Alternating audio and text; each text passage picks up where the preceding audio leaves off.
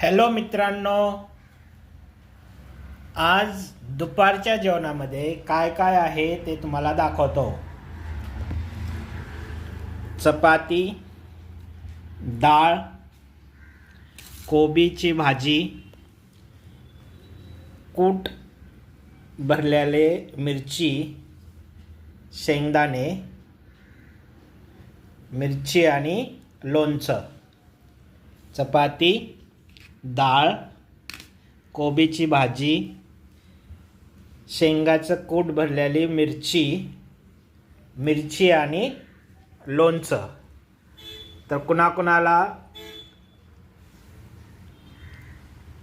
शेंगदाणा कूट भरलेली मिरची आवडते, कोबू आवडतो, हे कॉमेंटमध्ये सांगा आणि या जेवण करण्यासाठी.